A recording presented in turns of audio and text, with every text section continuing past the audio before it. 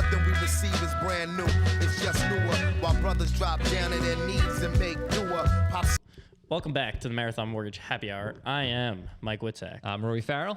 And today we have a special thing going on. I have made up hats. Oh, yeah. Swag. So these are the prototypes. If you're watching this and have the ability to comment on the video, please let me know what you think of them. I'm not in love with the color coordination of it. But what do you think? I don't know. I feel like you're a little bit more judgy. Tom thought they were like the coolest thing in the world. You know, like he loved them. So he did put it this way. He didn't love them, but he's like, I like where we're going with it. Okay. He likes the prototype. Yeah. So like, what are your thoughts? I'm just not a big you're not a big hat guy? Swag person. Oh, well, I like the way they look, but you're not proud of where you're from? I'm proud of where I'm from. Okay. I rep it. Well, keep going with it then. All right, dog. God, I thought it was cool. If you want a hat, I'll give you Rory's that I had made up. You may have it. Perfect. There you go. Ridiculous. Anyway. I love that you're the person telling me that I'm ridiculous. You're ridiculous right now. With your sunglasses and your hat. All right, let's move on here. Yeah, I picked up the beer today. I went over to the local beer distributor here. Flowertown Beverage. Shout out. Maybe 4 feet away from our door. And I was looking at the labels, and I thought this one was cool. Day Rider. It's an IPA out of York, Pennsylvania, which I figured out right before this is below Harrisburg. Above or below? What's that? Above or below? It's below. Below. All right. I just looked at the You map. thought it was near Erie, so. I thought it was Erie for a second. So there was that. But anyway, 4.2, little IPA action. I feel like, am I wrong to say this? But I feel like IPAs are typically a little bit stronger. I'm glad you asked. I was going to give you a little trivia, not trivia, but just a question. Why do you think it's called Day Rider? Because it's a day drinking beer. There you go. It's a session IPA. So, yeah. Cool. Session IPAs, session anything. Oh, Lord. Yeah. No, don't do that. That's what happens when Mike does the beer segment. Yeah, you know. No, session beers in general are meant to be enjoyed over a longer session, lower ABVs. And with IPAs being so popular now, they've been dialing down ABVs to make session IPAs. Gotcha. It's just a different way of saying it's basically a pale ale, because an India pale ale is a higher ABV, hoppier pale ale. Gotcha. Interesting. That makes. It's basically a pale ale. Gotcha. So, all right. It smells nice. And it's nice and clear. It's not a hazy. So kind of indicates, again, kind of something easier to drink over a period, having a couple of them. I'm not gonna lie. I love the smell of this one. Yeah. I don't know. It smells like very orangey. It's going to have some Cascade in it, I bet. Let's see here. See if it talks about the hops that are in it. This is getting really nerdy, but I don't want to toot my own horn, but that's a good beer. I like that beer. Yeah, it doesn't talk about it. But 4.2% Day Rider IPA from South County Brewing Company. Nice. York, Pennsylvania. Thank you. There you go. Very nice. So, industry stuff. Let's get into what's going on in the industry. It seems like almost every year they do this now, but it's not like a typical every year thing from my understanding. But the past 3 years, they have raised the conforming loan limits year over year. This year, not a huge jump, but pretty.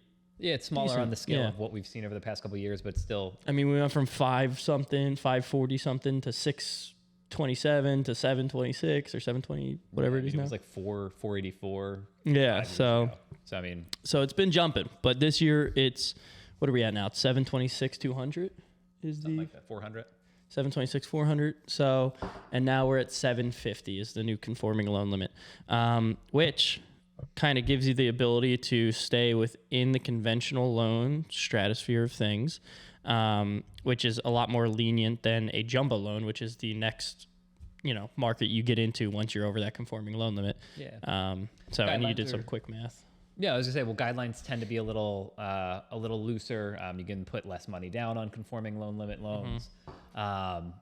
It just. Can you grab that paper towel? Yeah. Yeah, there you go. Cool. There you go. There's just less hoops you have to jump through, and typically rates tend to be on the better side for conforming loan limits as well. So, couple different reasons why that's cool, but I mean, a perfect example for those people who like the numbers, the math.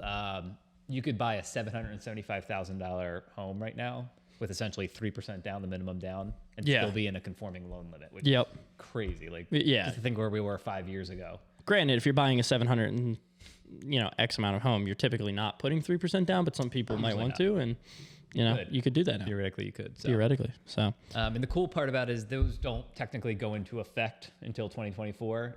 Most lenders, and definitely a lot of our lenders, are allowing us to start doing those loans even now. Yeah. Originating those loans with the new conforming loan limits, and then on the back end, they'll just hold on to them until 2024. So a lot of lenders will do that. And a lot of lenders will do that, and it's a kind of a, not to get too into the weeds, but just the way that they sell the loans to the secondary market. So it allows them to jump on it prior to it actually taking effect, which is nice.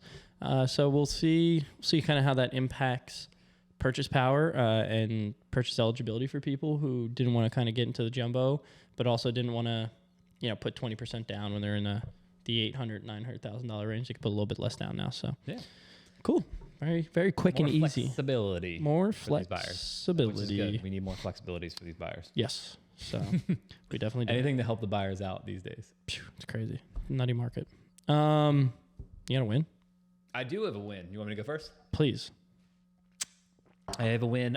So I have a client who's definitely a tougher one to qualify. She's definitely going to be FHA. And long story short, she's got some mortgage lates. Not all her fault. Without getting too into the weeds, her and her husband are splitting up. Her husband was in charge of paying the mortgage, or at least kind of making the payments.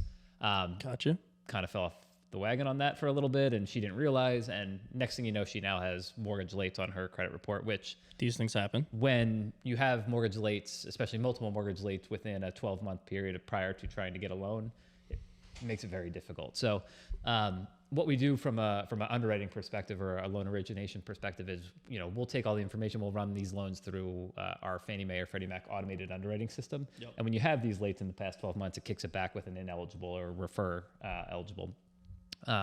So in my scenario, I was like just kind of trying to figure out a way to make it work. Just you feel bad for people who were in that position, getting divorced and having to get a new home and so on and so forth. But what we kind of figured out is I reached out to a lender, and they'll do what's called like a manual underwrite, where it's not getting the automated approve eligible, but an underwriter will kind of look at it with a human eye and say, hey, we can understand why this might have happened, and they manually underwrite it. Now, I don't know if it's going to work out. They haven't approved it yet.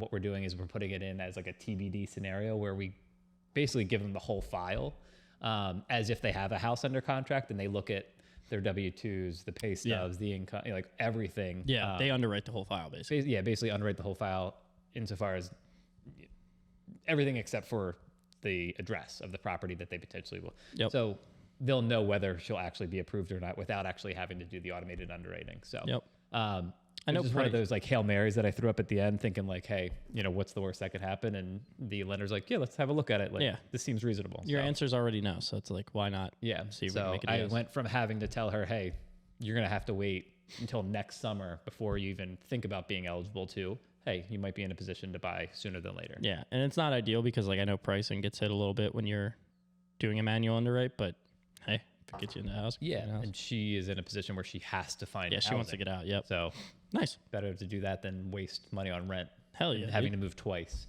Good stuff. Over the next year. So fingers crossed for her. Hopefully it all works out. But it was just it was a cool thing to be like, to go from having to say no to having to say, well, maybe let's see what we can do and take that extra personal step. Yeah, buddy. So, my win. I guess my win would be we did a lunch and learn last week. Oh, yeah. It went pretty well. That was nice. It was a new office of ours. Whoa. Man down here. So that was pretty much it. I didn't think it was that funny, but I guess it was pretty it funny. I wasn't laughing. I was coughing. So, we had a lunch and learn, went well. Had a decent shot of realtors. Got to see some new faces, got to meet some new people. And it's a big office too, right? The new office? Yeah, it's a pretty big office. How many agents, give or take? I think there were close to 100. Yeah. And then they're trying to capture as many as they can. So it's a huge office to be getting in front of. Yeah, obviously 100 people don't show up, but just kind of getting your foot in the door and getting your name known in front of the agents that do show up and the brokers and the people who are in charge over there. Yeah, it's all about marketing and being in front of people and that's like our whole shtick. So that went well, and then I hope you dress more professionally than you are right now. I wore this. I didn't wear a shirt though. I just wore the denim jacket. Just bare chest. Yeah, that's it. I've been growing my chest hair out. So Gross. Yeah, no, that went well, and I had a pretty solid weekend. A lot of pre-quals came through. A lot of people putting in offers. So, no complaints. Went to Field of Screams on Friday night. It's like a haunted place. You would love it because you love haunted stuff. No, yeah, went there. Yeah, no, it was all right. Reaper's Revenge, shout out them, much better. But that's besides the point. So yeah, no, that was my win. All right, cool. Dope. Well, kind of a quick one. Yeah, you want to talk about anything else? How's life? What's your theory on? No, I'm not gonna make any jokes. And thanks for tuning in again, guys. Happy Friday. Go check out South County Brewing if you're ever in York, and support your local brewery, support your local mortgage broker. Hoorah. Deuces. Years of fewer, nothing we receive is brand new. It's just newer. While brothers drop down to their knees and make newer popsicle sticks race down.